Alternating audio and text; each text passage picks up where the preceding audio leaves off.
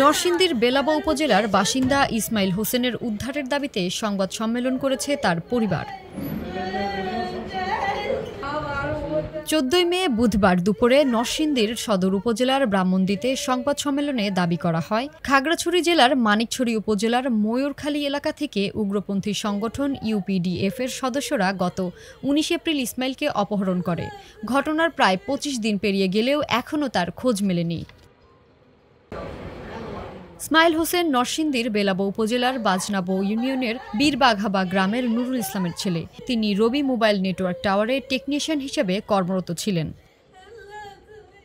সংবাদ সম্মেলনে ইসমাইলের ভাই শাহিন মিয়া জানান, রবি কর্তৃপক্ষ ও স্থানীয় প্রশাসনের কাছে গিয়েও তার ভাইয়ের সন্ধান মেলেনি। খাগড়াছড়িতে জিডি করার 1 মাস পার হলেও কোনো অগ্রগতি হয়নি। গত মাসের 19 তারিখ খাগড়াছড়ি জেলার মানিকছড়ি থানার ময়ূরখালী এলাকার রবির টাওয়ার সংস্কারের কাজে গেলে একদল সন্ত্রাসী তাকে অপহরণ করে। ওই দিনই বিকালবেলায় অপরিচিত একটা নাম্বার থেকে আমাদের ফোন করে জানানো হয় যে ইসমাইলকে অপহরণ করা হয়েছে, আপনারা ইসমাইলের প্রতিষ্ঠানে যোগাযোগ করেন। কোন প্রতিষ্ঠানে যোগাযোগ করব আমাদের কিছুই বলে নাই। এর 1-2 দিন পরে আবার অপহরণকারী আমাদের ফোন দিয়ে বলতেছে যে আপনারা হাইজেন কোম্পানিতে যোগাযোগ করেন। আমরা যখন তাদের জিজ্ঞেস করি যে হাইজেন প্রতিষ্ঠানটা কোথায়, ওরা কোনো অ্যাড্রেস দেয় না, বলে যে গুগলে সার্চ করলে পেয়ে যাবেন। পরবর্তীতে আমরা অফিসে যোগাযোগ করি, রবিতে যোগাযোগ করার পরে হাইজেন প্রতিষ্ঠানটার অ্যাড্রেস আমরা বের করি।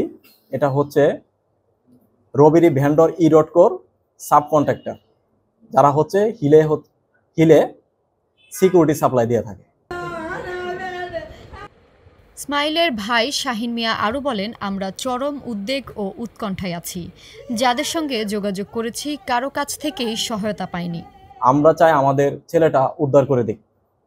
ওনাদের কাজে যে ওইখানে রিস্ক আছে জেনে আমাদের ছেলেটাকে ওইখানে পাঠানো হয়েছে।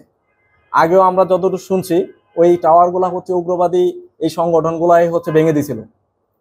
যে জায়গাটায় রিস্ক আছে ওই জায়গাটায় ওরা কোনো ধরনের সেফটি গ্রহণ না করে কেন ওই ছেলেটাকে পাঠালো ওইখানে।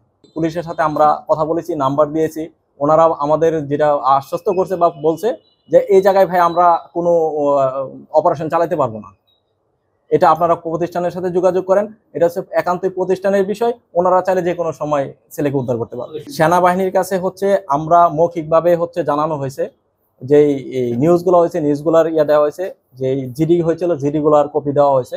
সেনাবাহিনীও আমাদের বলছে যে আমরা কার্যক্রম চালাচ্ছি।